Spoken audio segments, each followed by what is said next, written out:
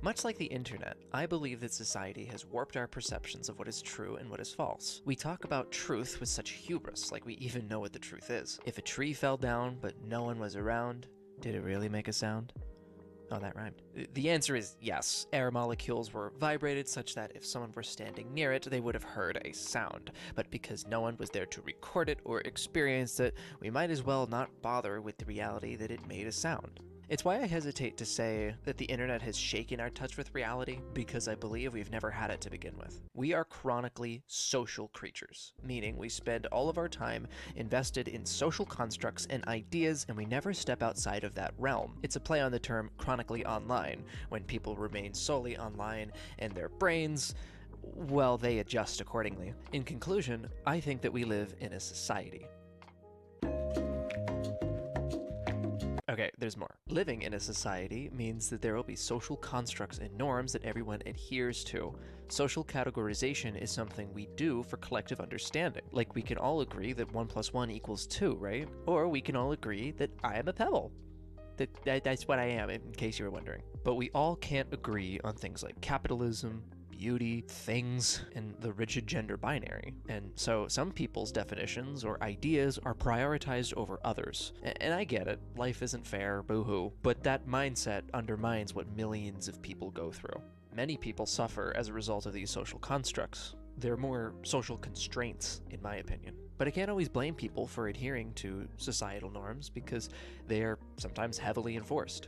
Anti-trans rhetoric and legislation are not so rampant for no reason. So anyway, back to the internet. Well, much like chronically online people, people in society tend to disregard nuance. We're always in that damn society. Get it? Because you're always on that damn phone. I'm drawing a parallel. There's much more nuance when talking about gender identities and gender roles. There are no survival reasons for the gender binary, and there never have been. People may claim that women are biologically weaker than men, but that's only the case in specific circumstances and when they have the same workout routines. Also, science has a history of claiming that many demographics of people are weaker. Take that however you will. But I'm not saying society bad, social constructs bad, and that you're bad for following them, or maybe even appreciating them. Far from that, actually. I just think these constructs shouldn't be expected from everyone. That is what causes harm, after all. Remember, society used to think that black people should be separated from white people. That was very harmful. Also, does that sound familiar? We used to think that being gay was a mental illness. Sound familiar? It is my belief that the internet did not cause a lack of nuance or a lack of media literacy. It was always there. Society broke our brains. I think we need to remove ourselves from this mindset and take reality for what it is. Much like chronically online people, we need to step away from the computer and touch grass. We need to touch reality's grass. Oh, that sounded so weird. But taking all of that in, as soon as you recognize that nothing has to happen, you will have stepped outside of the societal framework enough to get some metaphorical vitamin D. And if you need help getting there, I got you. Find a time to stop what you're doing and notice what you're thinking. What's on your mind? What do you have to do today? Or tomorrow or next week? What did you do today? Why does it matter to you? Then, when you think of a couple of things, go look at a cat or a dog, or some living creature that's not a human, or a baby, and ask yourself, do they need to worry about all of this? Do they need to get their car inspected tomorrow? Do they need to work for 8 hours today so that they can afford rent? Once you get an answer, I suspect you'll react in one of two ways. One being, wow, that's fucked up. Oh well, it is what it is. Or two, wow, that's fucked up. Let's do something about it. I believe in everyone's well-being.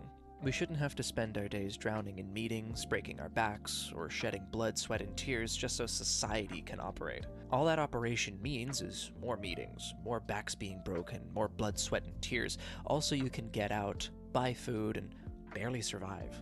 Oh yeah, and a couple of wealthy assholes get to live luxurious, well-off lives thanks to your sacrifice. I'm not saying we shouldn't have to work, because of course, if humans need things, then they need to actually get them. I'm saying that we should be able to live good quality lives without constantly facing the threats of starvation, homelessness, or death. We have the technology to make everyone's lives even a little bit better, and we don't do it. I believe a good start could be for people to escape the traditional societal framework and touch grass. And in that metaphor, the grass is you, yourself, your happiness. So get out and organize. Protest, be gay, make your voice heard, all of it.